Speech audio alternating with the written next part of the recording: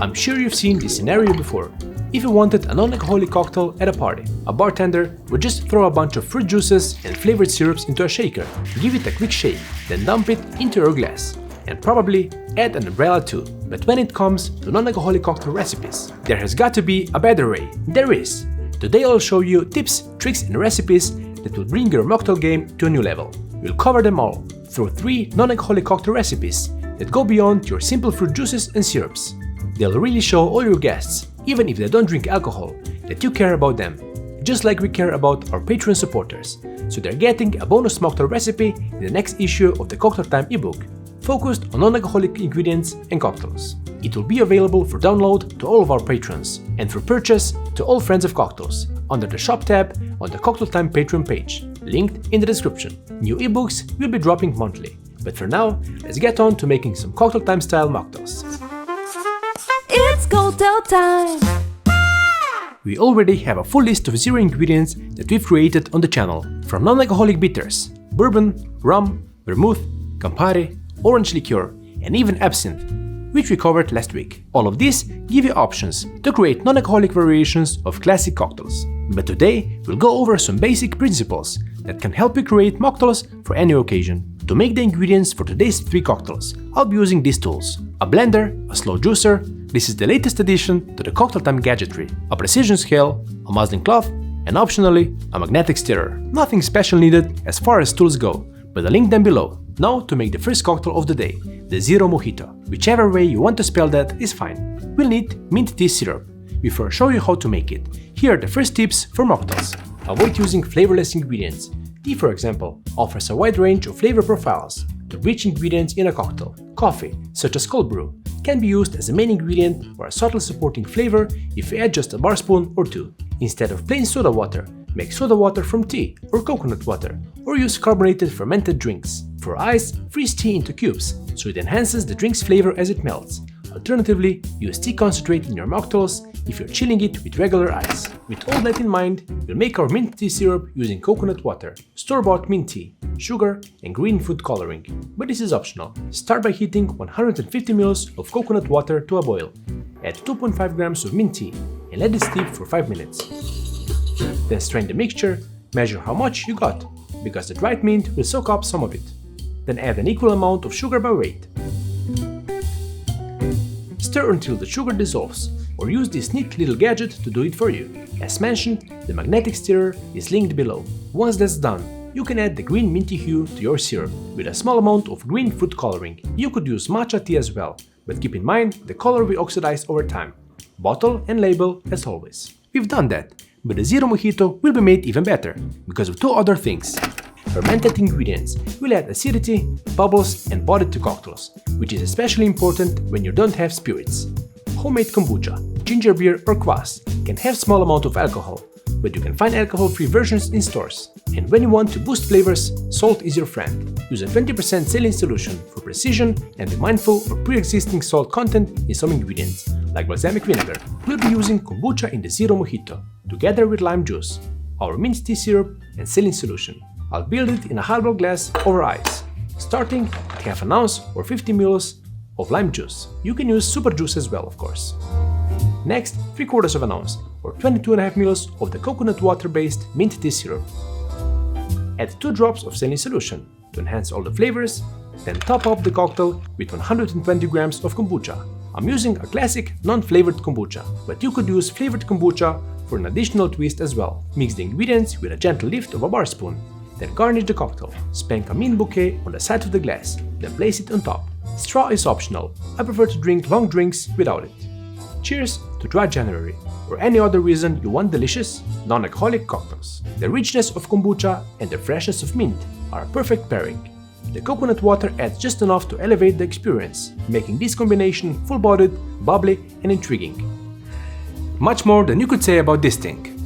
On to cocktail number 2, the Penicillin fish. Replicating a full-bodied sour cocktail that hits you in the face with strong flavors of scotch, smoke and honeyed ginger syrup. It's no easy feat, but with these next few tips, we'll come really close. To replace the kick of alcohol, add spicy ingredients like ginger, chili or horseradish, but be careful not to overdo it. These are meant to season the drink, not dominate it. Smoky flavors you'd usually get from scotch or mezcal can be achieved without alcohol. You can smoke individual ingredients or the whole cocktail. Use smoky ingredients like 𝗡𝗲𝘄𝗀𝗶𝗁𝗃 or even smoky paprika. Milk and whey add creaminess, body and protein to the cocktail, creating a smooth texture when shaken. We already made a milk syrup on the channel, and later we'll make a non-alcoholic milk punch. You can of course use dairy alternatives like almond, rice or coconut milk for the same result. And just like with regular cocktails, you can add the finishing aromatic touch with a perfume of orange blossom water, rose water or lavender hydrosol. This creates an elevated sensory experience with minimal effort. Lastly, vinegars and shrubs, highly flavorful ingredients that add complexity and a bite to the drink. They're easy to infuse, but some find vinegar's bite too strong, which you can neutralize with baking soda and add another acid, which is what we'll do today. Different vinegars pair well with specific spirits. See the full list in the ebook. Again, keeping all of that in mind, let's make the ingredients we need for the Penicillin-ish, starting with the lemon vinegar acidifier. First, we'll neutralize 240 ml of white wine vinegar with baking soda. Add 16 grams of baking soda and stir using a magnetic stirrer. Make sure to use a container large enough to handle the foaming, as I learned the first time making this.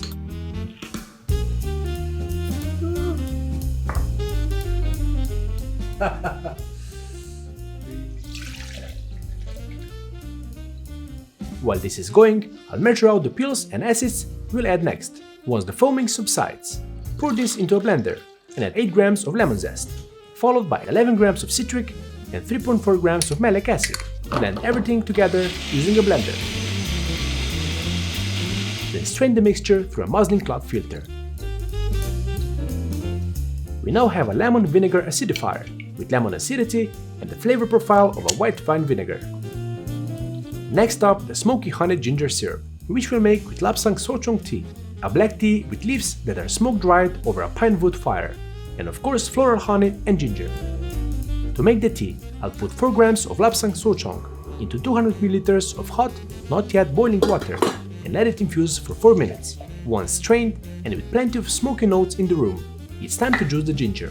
No need to peel it with this slow juicer, but of course make sure you wash it thoroughly. This thing really does an incredible job at juicing. We need 40 ml of freshly squeezed ginger juice. Now we'll mix together 145 grams of floral honey, the already mentioned 40 grams of ginger and 55 grams of our smoky tea. I'll stir this up to help the magnet along, then let this run until you have one cohesive smoky floral punchy syrup. Pour some of the leftover 𝗡𝗲𝘄𝗀𝗃 into a spray bottle for the finishing touch on the cocktail. This is a regular tea, so use it within a day. Once the syrup is ready, we have all of our ingredients. The base for this one will be whey, since they can be quite different. Here are the nutritional values our has. You can make your own dairy-free whey with dairy alternatives. Into a chilled shaker, I'll first add 3/4 ounce or 22.5 ml of our smoky syrup. Ginger and honey are already a powerful combo, but with a tea base, it's just elevated. Next, same amount, 3/4 ounce or 22.5 ml of our lemon vinegar acidifier. And we need more than just 2 ounces of our base. So let's go with 3.5 ounce or 105 ml of whey. That will be enough to give it some body and richness. Add 2 drops of saline solution as always. Then fill the shaker with ice and give it a quick shake to chill the ingredients and whip up the protein in whey. Double strain the cocktail or a clear ice cube in a low tumbler glass. Garnish with a candied ginger and spray the cocktail with the 𝗡𝗲𝘄𝗀𝗃 perfume for that smoky finish. If there's any curling happening, the whey wasn't fully clarified, find one that was or make your own. Check out our milk syrup episode for instructions. It's nicely smoky, with rich, full-bodied mouthfeel from the whey. The acidity is balanced and smooth, which isn't typical for shrubs or vinegars. Great texture and a truly unique mocktail. For the last one, we'll make a non-alcoholic punch, again using a milk base for the body and vinegar for acidity. We've covered both of these. What other things should you know when making non-alcoholic cocktails? Enhance cocktails with spices like cinnamon, cloves, nutmeg, star anise, tonka bean or vanilla. These add warmth and depth. You can infuse them into syrups, vinegars or even sprinkle them in powdered form directly into the cocktail. Instead of simple syrup, use gum syrup for added silkiness and richness. For even better results, incorporate it into a milk syrup. Gum syrup is easy to make, but can also be purchased pre-made from brands like Liber Co. I've gone through the process of making gum syrup in the Essential Syrups episode, so this time I went for the easier route. Liber Co.'s Demerara gum syrup will add body, but also some nice molasses notes, which will enhance our strawberry punch. The base for this punch will be hibiscus tea, which I made by steeping 5 grams of hibiscus in 500 grams of boiling water. We'll also use balsamic vinegar, strawberry, powdered chili, and our demerara syrup. And you of course need milk or a dairy-free alternative to make milk punch.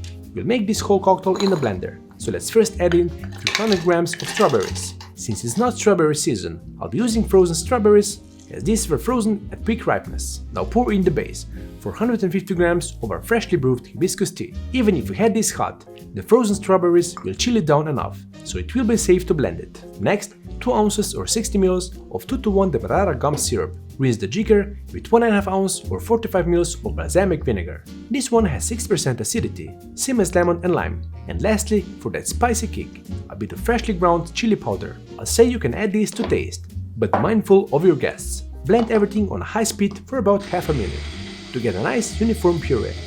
You'll pour this whole batch into 225 ml of warm milk. The acidity will make the milk curdle, which will help with filtration, but will still have some of the milk's smooth texture. Let it sit for about 30 minutes, then strain through a muslin cloth. Move the filter to another container. Once clear liquid starts flowing, then give it time. Once strained, you basically have the non-alcoholic cocktail ready to be served or stored in the fridge.